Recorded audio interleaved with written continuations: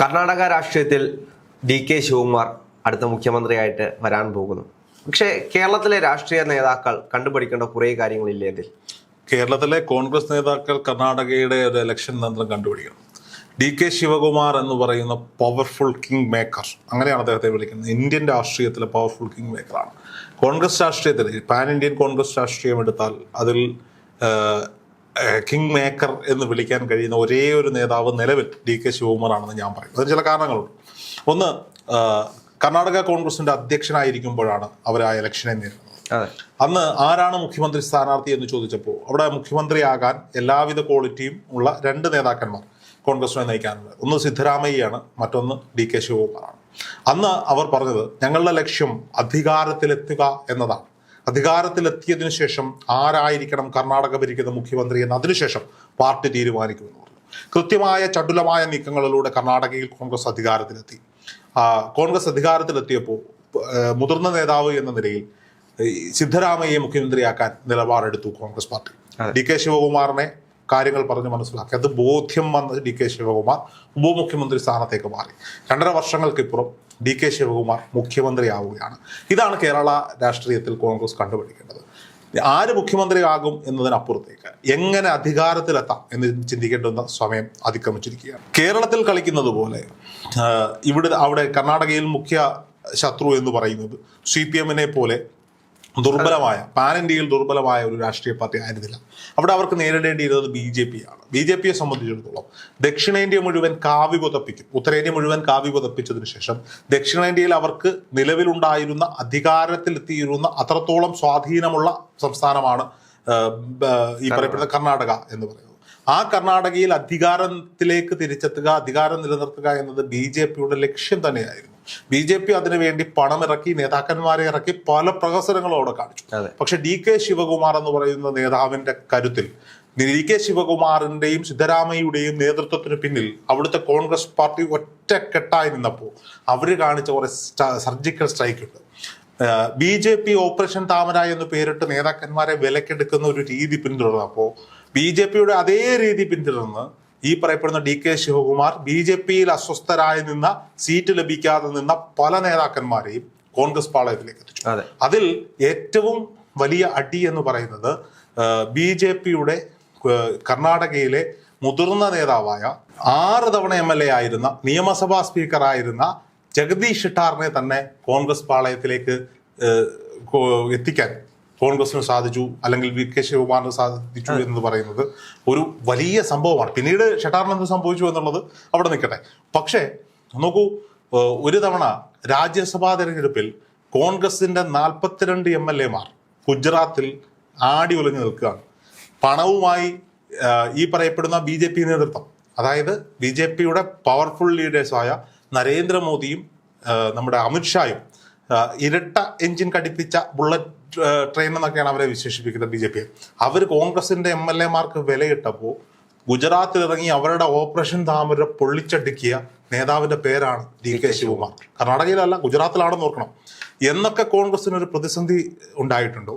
രാഹുൽ ഗാന്ധിക്കും ഗാന്ധി കുടുംബത്തിനും ഒരു പ്രതിസന്ധി ഉണ്ടായിട്ടുണ്ടോ? പ്രിയങ്ക ഗാന്ധിക്കും രാഹുൽ ഗാന്ധിക്കും മുമ്പിൽ നെഞ്ചു വിരിച്ചു നിന്നിട്ട് ഞാനുണ്ട് കൂടെ എന്ന് പറഞ്ഞ നേതാവിന്റെ പേരാണ് ഡി.കെ. ശിവകുമാർ. ആ ഡി.കെ. ശിവകുമാറിന് അർഹിക്കുന്ന മുഖ്യമന്ത്രി പദത്തിലേക്ക് ഇപ്പോൾ എത്തുകയാണ്. കൃത്യമായി BJP-യിൽ അസ്വസ്ഥരായ എങ്ങനെയാണ് കർണാടകയിൽ അധികാരത്തിലെത്താൻ സാധിക്കുക കോൺഗ്രസിന് എന്നൊരു ചോദ്യം അവിടെ ഉണ്ടായിരുന്നു. ആ ചോദ്യത്തിന് ചോദ്യം ചോദിച്ചവരെ വായടപ്പിച്ച ചടുലമായ നീക്കങ്ങളായിരുന്നു. അത് മാത്രമല്ല, ഒന്ന് ആലോചിച്ച് നോക്കുക, അദ്ദേഹം പറഞ്ഞു റൗണ്ട് ഫിഗർ ഉണ്ട്.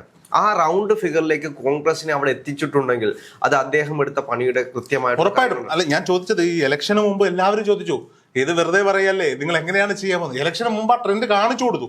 BJP-യിൽ അസ്വസ്ഥരായി നിന്ന മുഴുവൻ ആളുകളെയും എന്ത് ചെയ്തു? കോൺഗ്രസിലേക്ക് കൊണ്ടുവന്നു. അങ്ങനെ കോൺഗ്രസിന്റെ സീറ്റുകൾ ഉറപ്പിച്ചു. നല്ല സ്ഥാനാർത്ഥികളെ, വിജയിക്കാൻ സാധ്യതയുള്ള സ്ഥാനാർത്ഥികളെ എന്തിന്റെ പേരിലായാലും അവർക്ക് സീറ്റ് കൊടുത്ത് നിലനിർത്തി. അങ്ങനെ അധികാരത്തിലെത്തിയതിനു ശേഷം മാധ്യമങ്ങൾക്ക് മുന്നിലോ മറ്റു പാർട്ടി പ്രവർത്തകർക്ക് മുന്നിലോ എന്തെങ്കിലുമൊക്കെ ഒരു പ്രശ്നങ്ങൾ ഉണ്ടാക്കാത്ത രീതിയിലുള്ള മുഖ്യമന്ത്രി സ്ഥാനത്തേക്ക് അവർ പറഞ്ഞ കോംപ്രമൈസിലേക്ക് ഈ പറയപ്പെടുന്ന ഡി.കെ. ശിവകുമാർ എത്തി.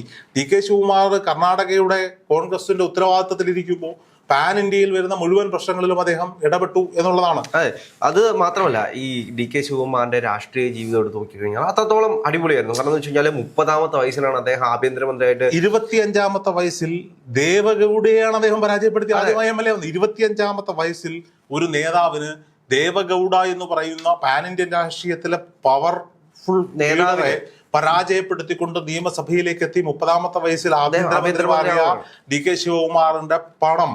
അത് മാത്രമല്ല, അദ്ദേഹം ഇന്ത്യയിലെ തന്നെ ഏറ്റവും നല്ല റിച്ചസ്റ്റ് പൊളിറ്റീഷ്യനാണ്. അദ്ദേഹത്തിന് 2013 അദ്ദേഹത്തിന് നിയമസഭയിൽ അദ്ദേഹം മത്സരിക്കുന്നതിന് മുമ്പോട്ട് കൊടുത്തിരുന്നത് 840 കോടിയാണ് അദ്ദേഹത്തിന്റെ ആസ്തി കൊടുത്തിട്ടുള്ളത്. അപ്പൊ ഒന്ന് ആലോചിച്ച് നോക്കൂ, ഇന്ത്യൻ രാഷ്ട്രീയത്തെ തന്നെ അത്രത്തോളം നിയന്ത്രിക്കാൻ കഴിയുന്ന പണവും പവറുമുള്ള ഒരു രാഷ്ട്രീയ നേതാവ് തന്നെയാണ് DK ശിവകുമാർ. നോക്കൂ, DK ശിവകുമാറിന് രാഷ്ട്രീയത്തിലുള്ള വീക്ഷണമുണ്ട്, അദ്ദേഹത്തിന്റെ ഭരണ നൈപുണ്യമുണ്ട്. ഇതൊക്കെ കർണാടക ഇനി കാണാൻ പോവാണ്. അവസാനത്തെ 2.5 വർഷക്കാലം, അതേസമയം ആദ്യത്തെ 2 തവണയായിരുന്നു ഇദ്ദേഹത്തിനെങ്കിൽ പിന്നീട് വരുന്ന സിദ്ധരാമയ്യ എങ്ങനെ പ്രവർത്തിക്കുന്നു എന്നതനുസരിച്ചിരിക്കും. ഇനി 2.5 വർഷക്കാലം കൊണ്ട് കർണാടകയുടെ മുഖച്ഛായ അദ്ദേഹം മാറ്റും. കർണാടകയുടെ മുഖച്ഛായ മാറ്റിയാൽ അതുകൊണ്ട് പ്രയോജനം ഉണ്ടാകാൻ പോകുന്ന ആർക്കാണ്? കൃത്യമായി കോൺഗ്രസിനാണ്. കോൺഗ്രസിന് അധികാരം നിലനിർത്തി മുന്നോട്ട് പോകാൻ സാധിക്കും. അതുകൊണ്ട് പ്രിയപ്പെട്ട കേരളത്തിലെ നേതാക്കന്മാരോടാണ് പറയുന്നത്, നിങ്ങൾ മാതൃകയാക്കണം. DK ശിവകുമാറിനെ മാതൃകയാക്കണം. DK ശിവകുമാറിനെ ഇവിടെ പല വേദികളിലും നിങ്ങൾ കൊണ്ടുവന്ന് പ്രസംഗിപ്പിച്ചിട്ടില്ല. അപ്പോൾ അവിടെ മുഖ്യമന്ത്രി സ്ഥാനാർത്ഥിക്ക് ആര് എന്നുള്ള അടി ഉണ്ടായിരുന്നില്ല, എങ്ങനെ അധികാരത്തിലെത്താമെന്ന അടിയേ ഉണ്ടായിരുന്നുള്ളൂ. അവിടെ എൻ്റെ ഗ്രൂപ്പ് അല്ലാതെ മറ്റൊരു ഗ്രൂപ്പുകാരൻ മത്സരിച്ചാൽ പരാജയപ്പെടുത്തണമെന്നുണ്ടായിരുന്നില്ല. ഏതെങ്കിലും പാർട്ടിയിൽ നിന്ന് ആരെയൊക്കെ ഇങ്ങോട്ട് കൊണ്ടുവരാമെന്നാണ് അവർ ചിന്തിച്ചത്, അല്ലാതെ ഇവിടുന്ന് ആരെയൊക്കെ തള്ളി പറഞ്ഞു വിടാമെന്നല്ല അവർ ചിന്തിച്ചത്. കൂടെ ചേർത്ത് നിർത്താനാണ് അവർ ശ്രമിച്ചത്. അപ്പോൾ DK ശിവകുമാർ എന്ന് പറയുന്ന കിങ് മേക്കർ നേതാവ് കർണാടകയിൽ 2.5 വർഷങ്ങൾക്ക് ഇപ്പോൾ മുഖ്യമന്ത്രിയാകുമ്പോൾ അത് കേരളത്തിലെ നല്ല ഇന്ത്യയിലെ മുഴുവൻ കോൺഗ്രസ് നേതാക്കന്മാർക്ക് നൽകുന്നൊരു സന്ദേശമുണ്ട്. തൻ്റെ കഴിവുകൊണ്ട് തൻ്റെ തന്നോടൊപ്പം നിൽക്കുന്ന പ്രസ്ഥാനത്തിന് വേണ്ടി അദ്ദേഹം ചെയ്ത പ്രവർത്തനങ്ങൾ കൊണ്ട് DK ശിവകുമാർ BJP-യിൽ പോയിരുന്നെങ്കിൽ അങ്ങനെ ഒരു നീക്കം ഇടയ്ക്ക് വെച്ച് നടന്നത് എന്തൊക്കെ സ്ഥാനങ്ങളിൽ അദ്ദേഹത്തിന് എത്താമായിരുന്നു. കേന്ദ്രത്തിൽ അർഹിക്കുന്ന ഒരു സ്ഥാനത്തേക്ക് അദ്ദേഹം എത്തിയാണ്. പക്ഷെ ഒരു കോംപ്രമൈസ്, അദ്ദേഹത്തിന് നിലപാടുള്ളൊരു മനുഷ്യൻ തന്നെയാണ് DK ശിവകുമാർ എന്ന് പറയുന്നത്. പക്ഷേ എനിക്ക് തോന്നുന്നു, പക്ഷെ പാർലമെന്റ് ഇലക്ഷനിലേക്ക് വരുമ്പോൾ കർണാടകയിലെ അവസ്ഥ വളരെ മോശമായിരുന്നു. അതേസമയം കേരളത്തില് എനിക്കൊന്ന് അവിടുത്തെ 2 തരത്തിലുള്ള ആളുകളുടെ ഒരു, ഞാൻ പറഞ്ഞില്ലേ, പാർലമെന്റ് തെരഞ്ഞെടുപ്പുകൾ എപ്പോഴും കേന്ദ്രത്തിലെ ഭരണത്തെ ആസ്പദമാക്കിയാണ് ഇരിക്കുക. അപ്പോൾ കേരളത്തിൽ എന്തുകൊണ്ടാണ് അത് സംഭവിക്കുന്നത് വെച്ചാൽ കേരളം ഇപ്പോഴും BJP അക്സെപ്റ്റ് ചെയ്യാൻ തയ്യാറായിട്ടില്ല എന്നതാണ്. പക്ഷെ 20% അവർ വോട്ട് ഷെയർ എത്തിച്ചെങ്കിൽ പോലും ഇവിടെ കോൺഗ്രസ് അധികാരത്തിൽ കേന്ദ്രത്തിൽ എത്തണമെന്ന് ആഗ്രഹിക്കുന്ന ഒരു കൂട്ടം ജനവിഭാഗം കേരളത്തിലുണ്ട്. പക്ഷെ കർണാടകയുടെ മണ്ണിൽ BJP-ക്ക് നല്ല വേരോട്ടമുണ്ട്. ആ വേരോട്ടം ഉള്ളിടത്തൊക്കെ വേര് മുറിച്ചു മാറ്റിയിട്ട് പ്രതിപക്ഷ കക്ഷിയാണ് BJP. അവിടെ കോൺഗ്രസ് നട്ട് വളർത്തിയത്, നിയമസഭയിലേക്ക് എത്തിയത് അത് DK ശിവകുമാറിന്റെ കഴിവാണ്, അല്ലെങ്കിൽ ആ പ്രസ്ഥാനത്തിന്റെ കഴിവാണ്. ഇത് മാതൃകയാക്കാതെ ഇവിടെ കിടന്ന് വെറുതെ ഞാനാണോ മുഖ്യമന്ത്രി, നീയാണോ മുഖ്യമന്ത്രി എന്ന് പറഞ്ഞ് തള്ളി തോപ്പിച്ചിട്ട് കഥയൊന്നുമില്ല. എന്തായാലും DK ശിവകുമാർ കർണാടകയുടെ മുഖ്യമന്ത്രി ആകാൻ പോകുന്നു. അവിടെ അതിനു വേണ്ടിയിട്ടുള്ള ആലോചനാ യോഗങ്ങളൊക്കെ ആരംഭിച്ചിരിക്കുന്നു എന്ന് പറയുന്നത് വളരെ പോസിറ്റീവായിട്ടുള്ള ഒരു വാർത്തയാണ്. DK ശിവകുമാറിന്റെ പുതിയ മന്ത്രിസഭയ്ക്ക് അല്ലെങ്കിൽ പുതിയ മുഖ്യമന്ത്രി സ്ഥാനത്തേക്ക് എത്തുന്ന DK ശിവകുമാറിന് എല്ലാവിധ ആശംസകൾ.